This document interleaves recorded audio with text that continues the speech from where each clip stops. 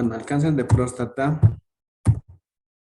ya es un tumor más frecuente en el mundo. Ya se presenta 50 casos por 100.000 habitantes y es la segunda causa de muerte después del cáncer pulmonar. Ya mueren 15 personas por 100.000 habitantes por año. O sea, su incidencia no más alta. Ya es más frecuente en países industrializados, o sea, donde hay mucha fábrica de fundiciones, de pinturas, de caucho, demás. ¿Ya?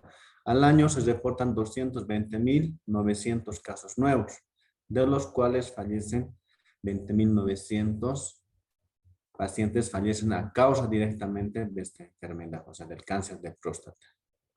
Y el patrón histológico, o sea, la forma histológica más frecuente es el adenocarcinoma con un 98%. ¿Ya? Existen factores en los cuales pueden predisponer al desarrollo del cáncer de próstata. El tema hormonal, mayor nivel hormonal, mayor riesgo de cáncer de próstata. Principalmente, decimos, en aquellas personas que tienen actividad sexual de manera tardía o aquellos que no tienen relaciones sexuales, ya sea mediante la manera natural o la masturbación, hay mayor predisposición de cáncer de próstata, ¿no? Las relaciones sexuales es muy importante por el tema, digamos, de la descarga hormonal, ¿no? Sabemos que en cada relación sexual hay disminución del nivel hormonal. La actividad sexual es otro factor, ¿no? Otro factor que podría condicionar. Esto se refiere a la promiscuidad, ¿no? Muchas parejas sexuales hay mayor predisposición de cáncer de próstata. La dieta, en aquellas personas que tienen mayor consumo de grasas, carnes rojas, entonces, o algunos alimentos derivados de los animales principalmente, entonces hay predisposición de cáncer, ¿no? Los factores genéticos de la misma manera, ¿no? Hay una predisposición genética, ¿no? Autosómica dominante, ¿no? Otro es el tema de la raza, ¿no? En las razas es más frecuente en los negros, ¿no? Y es mayor el porcentaje con relación a la raza blanca en 2.3, en los hispanos de 3.5 y 5 veces más que los asiáticos. Recordamos, ¿no? Que la hiperplasia benigna de próstata es menos frecuente en los asiáticos, ¿no? Y más frecuente en los negros igual. Pero la predisposición para cáncer evidentemente es igual. O sea, el porcentaje es mucho menor, o sea, en los asiáticos, en los hispanos o latinos, como podemos llamarlo, y en los de raza blanca. Es también otro factor, tenemos la edad. La edad, dice, ¿no? A mayor edad, mayor riesgo de cáncer de próstata, ¿no? A mayor de 65 años, hasta un 70% de riesgo de cáncer de próstata. Pero estos solamente son factores, o sea, que pueden predisponer. Con esto no nos indica que realmente el paciente pueda desarrollar cáncer, ¿no? Pero el detalle en estos pacientes es que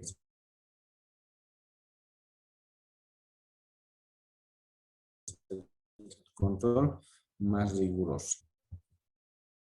De esos cánceres de próstata por la edad, menores de 39 años, la posibilidad es remota, ¿no? 0.05%. De 40 a 59 años se puede presentar en un 2.2%.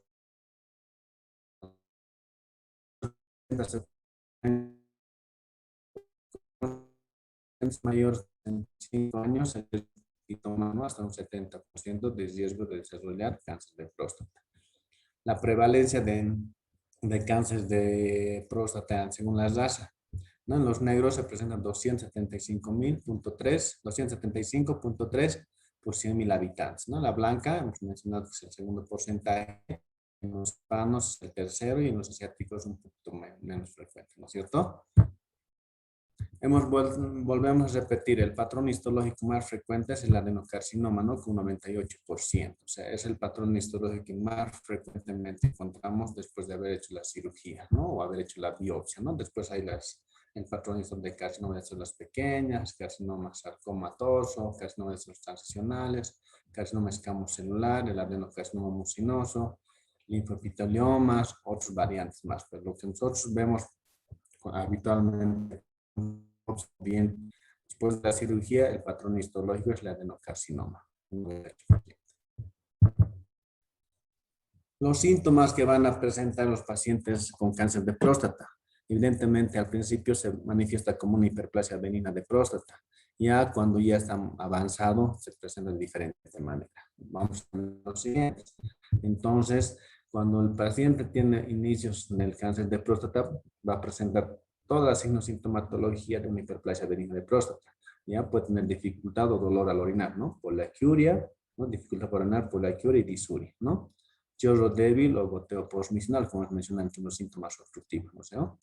Deseos frecuentes de orinar, ¿no es cierto? La estranguria, ¿no? La sensación de querer ir al baño, orina un poquito y al final no orino, no, al final ya termina, no puedo orinar más, ¿no? Sangre en la orina, hematuria, ¿no? La hematuria puede presentar en pacientes mayores que presenten sangrados. Lo primero tenemos que pensar en un proceso infeccioso. Segundo, pensamos en un proceso de litos, además. Tercero, siempre tenemos que descartar un proceso neoplásico, ¿no? Sangre en el seno, la hemospermia, ¿no es cierto? La hemospermia, nosotros vamos a... La hemospermia es sangre en el semen, ¿no es cierto? Una de las prostatitis crónicas se presenta, ¿no es cierto? Por si acaso, la prostatitis crónica también es un factor que predispone al desarrollo del cáncer de próstata, ¿no? Y dolor al eyacular. Ya cuando en etapas avanzadas, cuando el paciente ya tiene ya posiblemente metástasis a los órganos adyacentes, puede presentar dolor lumbar, ¿ya? Generalmente en la región lumbosacra se presenta el dolor, ¿ya? Y evidentemente el primer lugar donde hacen metástasis el cáncer de próstata es en la región lumbosacra, o sea, los huesos. Ya por eso nosotros pedimos que se hagan la gamografía ósea. Un dolor en la cadera, ¿ya? Dolores en los músculos, dolores en los testículos o cerca a ellos, o sea, en la región perineal, ¿no? En el área genital podría tener dolores, ¿no? Pero el principal síntoma que nos manifiesta el paciente es el dolor lumbar, principalmente en la región lumbosacra. Volvemos a repetir los síntomas, ¿no? Los síntomas, prostatismo, ahí tiene el mayor porcentaje, ¿no? De sintomatología que presenta, principalmente en el tema de una hiperplasia benigna de próstata. Presenta los síntomas irritativos y obstructivos, ¿no? Disuria, poliaquiuria, urgencia misional, estranguria. Puede presentar dificultad para la emisión, retención urinaria, pujo, tenesmo, ¿no? Todas las sintomatologías, ¿no? Antiguamente llamado prostatismo, ¿no?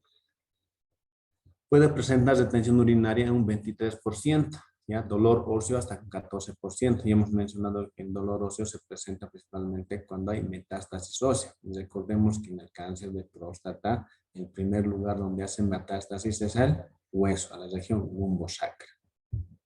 Luego tenemos la hematuria un 5%, sangre por la orina, una insuficiencia renal hasta 4% en aquellos pacientes que tienen uropatía obstructiva y hace que haga un reflujo vesículo-uretral, por consiguiente una hidronefrosis. Y esa hidronefrosis conlleva una insuficiencia renal, ¿no? Un 4%.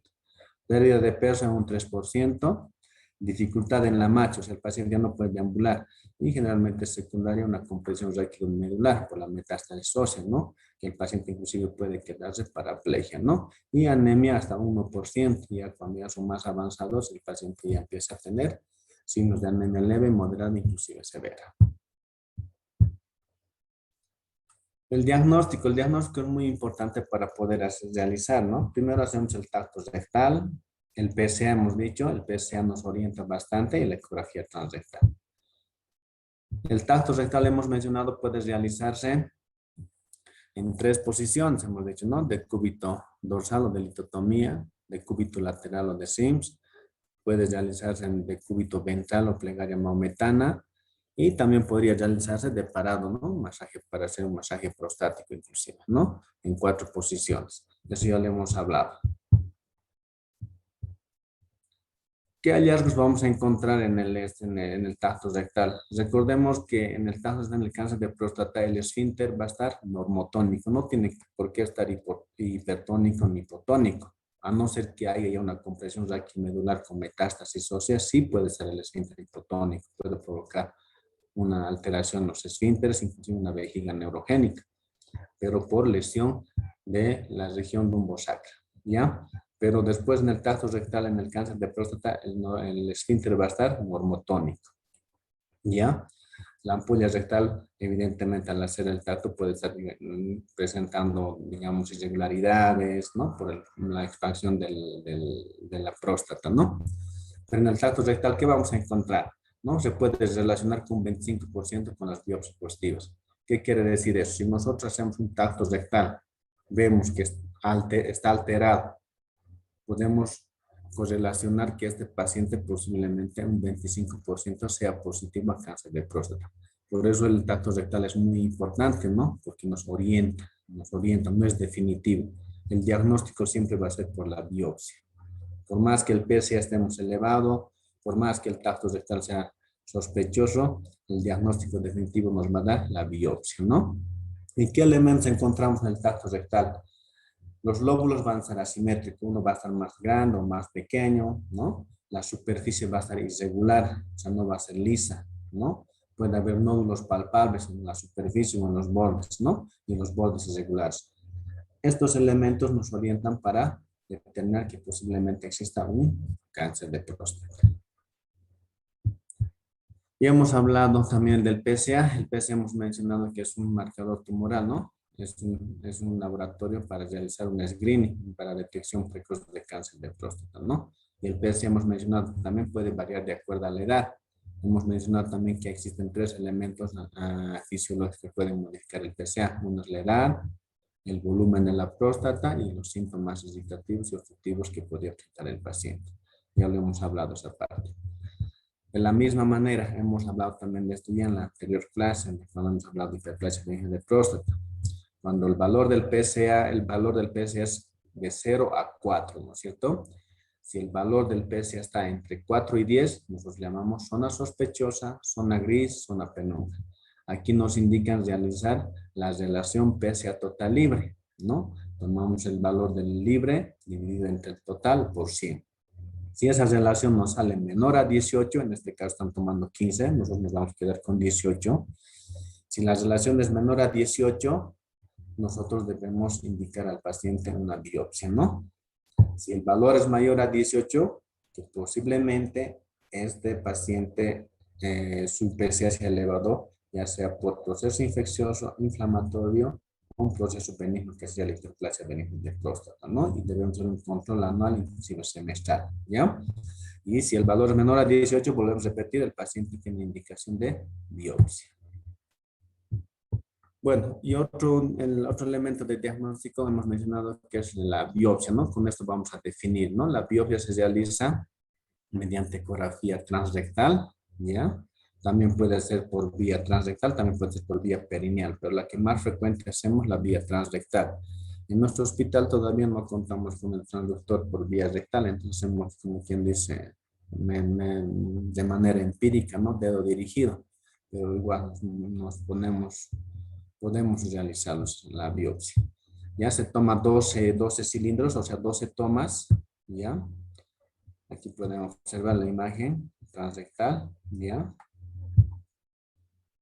Y nosotros tomamos 12 cilindros, ¿no? Sabemos que la próstata tiene dos lóbulos, lóbulo derecho y lóbulo izquierdo. Entonces, de cada lóbulo, o sea, se divide en base, la parte media y el ápex, ¿no? El vértice, ¿no? De cada segmento, o sea, en este sextante, de cada segmento se va a tomar dos piezas, 2, 4, 6 de un lóbulo, 2, 4, 6 del otro lóbulo. Entonces tenemos 12, ¿no? 12 cilindros. Evidentemente, como hemos mencionado, se puede hacer una biopsia transrectal, que es lo más adecuado, y una biopsia transperineal, que actualmente no se lo está realizando. Es poco habitual que ya se lo realice. Las complicaciones que podía presentar después de haber realizado la biopsia. Por eso en el tema de la biopsia nosotros hacemos un cronograma de control, un egomarcativo y actiograma para poder descartar procesos sobreañadidos, ¿no? Entonces, ¿qué complicaciones podría presentar después de haber realizado la biopsia? Una hemospermia, un 10%, ¿ya? Hasta 7 días puede durar inclusive. Una hemorragia uretral, la uretrorragia hasta un 50%. Fiebre o sepsis de origen urológico, o sea, por eso nosotros días antes damos antibiótico y tenemos que descartar procesos infecciosos. Hemorragia rectal, una proctorragia, ¿ya? Y retención urinaria de 1 a 2%. Y todas las signos sintomatologías de prostatitis, ¿no? Disuria, poliaquiuria, urgencia miccional, ¿no? Y epididimitis, una orquiepididimitis, ¿no? El proceso infeccioso se ha proliferado a través del común deferente y hecho que se inflame el epididimo. Pero tres cosas que tenemos que tomar en cuenta. Uno es la uretrorragia, ¿ya? La fiebre, ¿ya? Y la proctorragia. Y en algunos pacientes inclusive la retención urinaria, ¿no? En un 10%. Pero la uretrorragia es la hemorragia uretral que se presenta hasta un 50%, o sea, sangrado a través de la uretra. Los resultados del estudio, que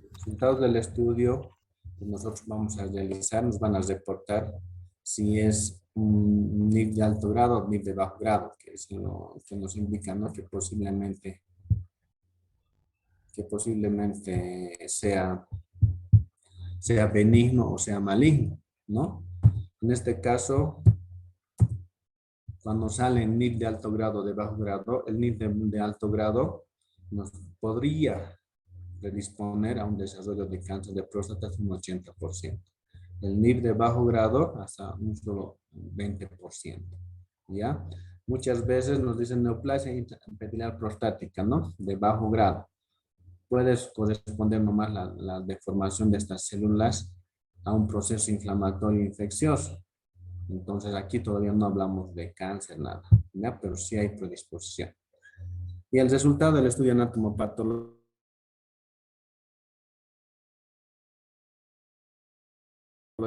nos va a determinar eso, se refiere a las características de las células, ¿no? Y como podemos ver, Gleason 1, las células son de manera casi normal.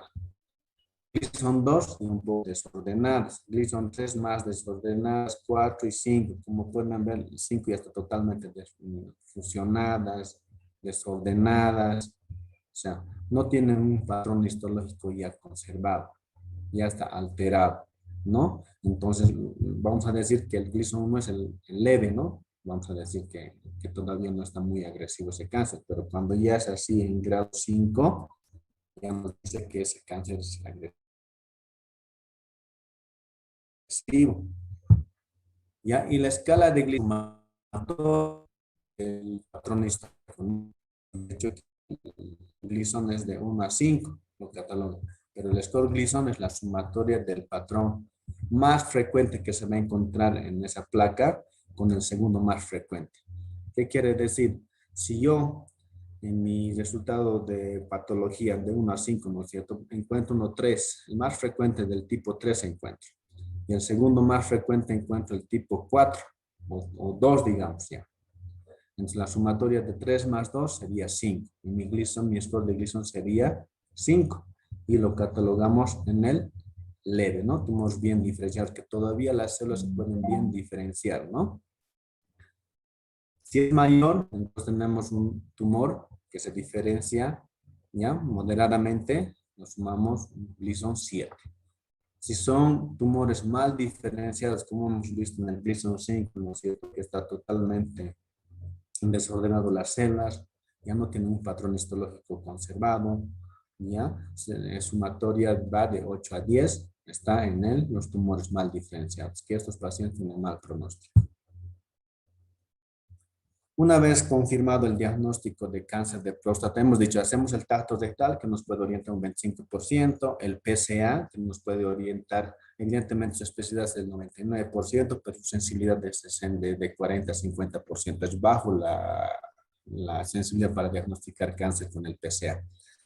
Entonces, luego de haber visto eso, hacemos la biopsia. Si la biopsia nos reporta que es cáncer, ¿qué tenemos que hacer? Nos estadificar. Ver si el cáncer de próstata está localizado, localmente avanzado o muy avanzado. Y pedimos los 3 estudios de extensión. Como abdomen pélvico para ver hasta dónde está extendiéndose el tumor prostático, si compromete la cápsula, si compromete un solo lóbulo, si compromete las vesículas seminales o existe ya ganglios, ¿no? La gammagrafía ósea para descartar si no existen metástasis al hueso. Hemos visto que en el primer lugar donde hacen metástasis es al hueso, ¿no? En segundo lugar es al pulmón y en tercer lugar es al hígado, ¿no? Entonces pedimos una placa PA de tórax. Estos 3 elementos sí o sí tenemos que realizar al paciente para determinar si es un cáncer de próstata localizado, localmente avanzado o muy avanzado. Ya son clasificaciones antiguas ya, ¿no? Que lo clasifican en estadio A, B, C, D. En el estadio A, donde podemos observar, es un paciente con cáncer de próstata localizado, que solo está afectando a un lóbulo. Ya en estos pacientes se podría realizar todavía una prostatectomía radical. Una intención curativa. Puede afectar un solo lóbulo, también los dos, porque ya está queriendo comprometer la cápsula, ¿no es cierto? Pero también es operable y con intención curativa. En el estadio 3 podemos observar que ya ha atravesado la cápsula de la próstata, puede estar afectando ya las vesículas seminales, ¿no? Y el grado 4, cuando ya hay metástasis, ¿no? Que hemos dicho que principalmente afecta a los ganglios y el primer lugar donde hace metástasis es al hueso, ¿no? Como un resumen. Ya hemos hablado de eso. Y la clasificación internacional que maneja para todos los cánceres que hasta ahora se maneja todavía es el TNM, ¿no? T significa tumor primario, N significa los ganglios, ¿no? N significa nódulos linfáticos, ¿no? Los ganglios linfáticos. M, metástasis, ¿no? Según este TNM, nosotros clasificamos en qué estadio está el paciente y qué opción terapéutica podemos manejar. El T1 va a estar confinado al linfático, ¿no? Inclusive se puede encontrar después de hacer una cirugía endoscópica hasta un 5% de hallazgo incidental de cáncer de próstata, pese al tacto rectal normal, un PSA normal, pero sí un 5% se puede hallar de hallazgo incidental en cáncer de próstata. El T2, ¿no? El T2 y está confinado evidentemente también a la próstata todavía. El T2A afecta menos del 50% de un óvulo, el T2B afecta mayor al 50% de un óvulo, lóbulo es unilateral, y el T2C afecta a ambos lóbulos, ¿no? Entonces, esto ya es más para manejo oncológico, ¿no? Lo que yo quiero es que ustedes aprendan y entiendan cuándo se va a hacer de próstata, ¿no? ¿Qué síntomas podrían presentar? ¿Qué es lo que tenemos que pedir? ¿Qué es lo que tenemos que hacer? ¿No? Y el T3 cuando ya afecta la cápsula, ¿no? La cápsula prostática que ya se exterioriza. El T3 unilateral, T3B bilateral y el T3C va a afectar pues, a las vesículas seminales. Y el T4 ya puede ser invasión a estructuras vecinas, ¿no? Al cuello vesical, recto o esfínter externo. El T4B, invasión al elevador del ano, colopélvico, estructuras vecinas de la glándula prostática. Y el estadio, ¿no? Con ganglios, si es positivo, tendremos N1, dependiendo del volumen de la glándula prostática, de la glándula del ganglio linfático. T2 si es menor a 5 centímetros, T3 si es mayor, tiene mayores ganglios, tiene metástasis a los ganglios, ¿no? Esto ya casi, como les digo, no es muy relevante para ustedes, lo vamos a mencionar nomás, lo pueden leer, ¿ya? Ya hemos hablado de esto, de los factores de riesgo, nos interesa. El tratamiento los voy a hacer más resumido para que ustedes me entiendan, ¿no? El tratamiento es vigilancia expectante en aquellos pacientes que tienen un PSA elevado. Pese a realizar las biopsias, sale negativo. Entonces, en esos pacientes tenemos que tener una conducta expectante, realizar las biopsias cada 3 meses, ¿no? Hasta ver que el PSA sea reducido o realmente seguir realizando hasta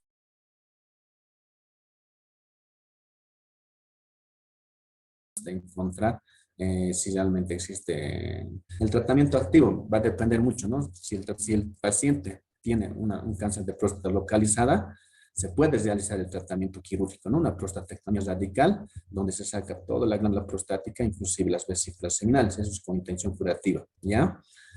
Puede realizarse en personas menores de 70 años, ¿no? La prostatectomía radical, ¿no? Pero también se puede hacer una radioterapia, poco localizada, ya en aquellos pacientes mayores de 70 años, ¿no? Con intención curativa. También puede hacerse una prostatomía radical convencional o laparoscópica, ¿no? Aquí dice radioterapia externa o de intensidad modulada. La braquiterapia también puede realizarse, pero las dos que más frecuentemente se hacen, la prostatomía radical, ya sea convencional o laparoscópica, y la radioterapia externa con intensidad modulada, ¿no? Otras opciones que podemos tener es, un momentito, por favor. Otras opciones que podemos tener, si es localizado, es con intención curativa. Si es localmente avanzado, ¿qué tenemos que hacer? O sea, ese tratamiento paliativo ya, realizar una castración quirúrgica o castración química. La castración quirúrgica se refiere a la extracción de ambos testículos, porque el 90% de la testosterona se produce en los testículos y un 10% en las glándulas suprarrenales, ¿no? Entonces, al sacar los dos testículos ya estamos haciendo un bloqueo hormonal, ¿ya? Y si hacemos, digamos, si hacemos castración quirúrgica, utilizamos antiandrógenos, bloqueadores de la hormona liberadora, de la hormona luteinizante. Ahí tenemos la leuprolide, la goserelina, la tritorelina, ¿no? Que hay inyecciones mensuales, trimestrales y semestrales, ¿no? Esa es la indicación de aquellos pacientes que no requieren, digamos, no rechazan en la ortictomía, o sea, la castración quirúrgica, ¿no? Entonces hacemos el bloqueo. Evidentemente, en la cirugía que hemos mencionado en el estadio 2A, inclusive en el estadio 2B y C, se podía realizar. En algunas hospitales se hace inclusive hasta el T3-1, cuando afecta a la cápsula, digamos, de un solo lado. Pero dependiendo de los factores de riesgo, si su PSA nomás es bajo, si su TNM nomás es bajo y si su PSA nomás es bajo, se podría hacer hasta T3-1, pero generalmente se hace hasta T2C, ¿ya? Cuando es metastásico, evidentemente, ¿no? Hacemos, digamos, tratamiento ya conservador nomás, ya. No hacemos ya nada, no superamos nada. Hacemos un bloqueo hormonal, ya sea quirúrgico, como les hemos dicho, quirúrgico o químico. Quirúrgico hace la castración, ¿no? Sacarse los testículos. Y químico es con bloqueo hormonal antiandrogénico, ¿no? Y los agonistas de la hormona liberadora, de la hormona luteinizante. Y hacemos seguimiento, ¿no? Algún rato estos pacientes van a hacer resistencia, ¿no? Generalmente dicen, ¿no? El bloqueo hormonal dura entre 2 años y medio hasta 3 años, ¿no? Una vez que ya haga resistencia, pues tenemos varias opciones de poder hacer una segunda línea, ¿no? De tratamiento, ¿no? Y en los cuales antes utilizamos la flutamida, la bicalutamida, la milutamida, pero ya estos se han pasado a la historia. Actualmente hay otro medicamento que es la enzalutamida, ¿no? Que tiene mejor respuesta al fracaso bioquímico que llamamos nosotros, ¿no? Al fracaso terapéutico, ¿no? Y más allá adelante tenemos pues la viraterona también que actúa a nivel de los núcleos. Bueno, este tema del tratamiento ya es un poco más complejo. Ya lo que ustedes tienen que saber es solamente diagnosticar o sospechar o qué se encuentra en un tracto rectal, qué es lo que se tiene que pedir para descartar un cáncer de próstata, ¿no? Y eventos esqueléticos relacionados con el cáncer de próstata, como he dicho, ¿no? Dolor óseo, un 88%. Recordemos que la metástasis, el primer lugar donde hacen metástasis es al hueso, ¿no es cierto? Y el dolor óseo se va a presentar en un 88%, colapso vertebral flexible de una compresión raquimedular, ¿ya? O se va a fracturar un 18%, fracturas patológicas un 9% y compresión medular del 6%. A veces hay necesidad de cirugía ortopédicas, necesidad de radioterapia externa, porque cuando es el dolor externo, o sea, es bien doloroso el tema cuando hay metástasis ósea, y para disminuir el dolor, como quien dice, o para disminuir la compresión, se hace radioterapia de rescate, ¿no? Se hace radioterapia en el lugar donde está el tumor, ¿no? Y puede provocar inclusive la hipercalcemia maligna. Ya son medicamentos de rescate, el ketoconazol, los corticoides. Cuando hacen compresión de raquimedular, nosotros inclusive utilizamos hasta 100 miligramos de prednisona, ¿no? Para descomprimir esa región de la región lumbosacra, ¿no? Se utiliza bastante corticoide. La quimioterapia es la última opción después de haber hecho todos los tratamientos habidos por haber, ya sea de primera, segunda, tercera línea. Si hay ya falla bioquímica, nosotros vamos pues a la quimioterapia, ¿no? Que nos da una pauta de vida de entre 3 a 4 meses más, ¿no? Pero a veces los efectos secundarios son más desalentadores que eso, ¿no? En la terapia hormonal que hacemos, ¿no? Con estrógenos y todos los tratamientos son bloqueos hormonales que se realizan, ¿ya? Y los paliativos son a base de tratamiento de los pacientes con cáncer de próstata, como los refractarios, ¿no? Lo que dicen, ¿no? Hacer terapia del dolor, ¿no? Y la radioterapia también volvemos a mencionar, cuando hay un dolor intenso, hay compresión raquimedular, se hace radioterapia de rescate. Bueno, debemos hacer seguimiento a los pacientes, ¿no? Una vez realizado el tratamiento, ya sea quirúrgico o tratamiento paliativo, nosotros, el margen de referencia siempre va a ser el PSA, ¿no? El PSA, si estamos controlando, va a ser menor a 1. Si es que no está controlando, va a estar mayor a 1, entonces vamos a suponer de que ese cáncer no se ha controlado. Bueno, gracias, jóvenes. No sé si tienen alguna pregunta. Es un resumen que les he podido hacer. Es extenso el cáncer de próstata. Lo que yo quiero es solamente se den cuenta qué estudios tienen que pedir, qué pueden encontrar en el examen físico, qué lugares afecta principalmente y qué opciones terapéuticas se tienen. ¿Tienen alguna pregunta, jóvenes?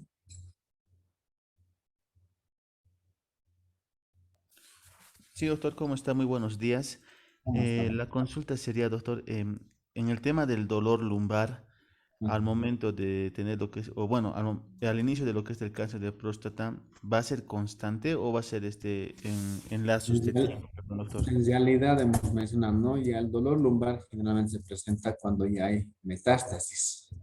En inicio no se va a presentar. En el inicio se va a presentar todo lo que es la sintomatología de hiperplasia benigna de próstata. Evidentemente, también alguna vez podría presentarse hemospermia o hematuria, pero ya el tema del dolor lumbar generalmente se presenta cuando hay metástasis ósea. Y volvemos a repetir, el primer lugar cuando hay metástasis, el primer lugar donde se va la metástasis es la región lumbar, la región lumbosacra, ¿no? Evidentemente el dolor es intermitente, ¿no? Puede presentar dolores muy intensos, puede presentar de leve a moderada, pero sí, cuando ya hay compresión raquimedular, el dolor es muy intenso, fatigante, inclusive les imposibilita caminar. Inclusive esos pacientes pueden llegar a presentar paraplegia, o sea, se quedan paralíticos, ¿no? Y ahí nosotros utilizamos bastante lo que es los corticoides altas dosis, ¿no? Y hacemos una radioterapia de rescate focalizada. Una pregunta más, Sí, doctor, buenos días.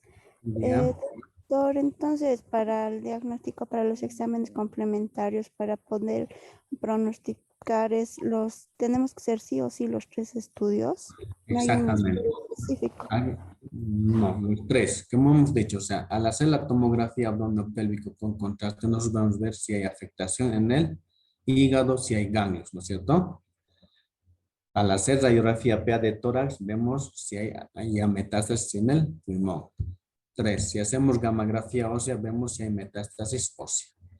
O sea, es muy importante estadificar al paciente con estos estudios para determinar si ese paciente está localizado, localmente avanzado o muy avanzado, ¿no es cierto? Si está localizado ese paciente, le damos una opción terapéutica de tratamiento quirúrgico o con radioterapia, ¿no? Con ondas de choque multifocalizada con intención curativa, o sea, con intención de curar. O sea, nosotros con diagnosticar solamente cáncer no nos podemos quedar. Tenemos que ver hasta dónde está afectando ese cáncer y qué opción terapéutica la mejor que podemos ofrecerle. Y si no tenemos esos estudios, vamos a estar en nada, ¿no es cierto? Entonces, sí o sí tiene que realizar esos tres estudios. Ah, listo, gracias, doctor. ¿Alguna otra pregunta? Bueno, jóvenes, no habiendo otras preguntas más, nos vemos la próxima semana y recordemos que su examen es el martes 27, si no me equivoco. Los horarios vamos a coordinar. Vamos a ver el tema vamos a hacer presencial por si acaso. Vamos a grupos de 20, 25 personas por aula. Los horarios voy a coordinar. Y no sé, al menos me han comentado que están pidiendo el certificado de vacunación. Voy a confirmar si es un requisito para que puedan ingresar al examen, el certificado de vacunación. Ya, y yo voy a coordinar toda esa situación con sus presidentes o representantes de su curso. Bueno, jóvenes, tengan muy buenos días. Nos vemos el próximo fin de semana. Y el examen va a ser de todo lo que vamos a avanzar hasta el próximo sábado. Hasta luego, doctor. Hasta luego, jóvenes.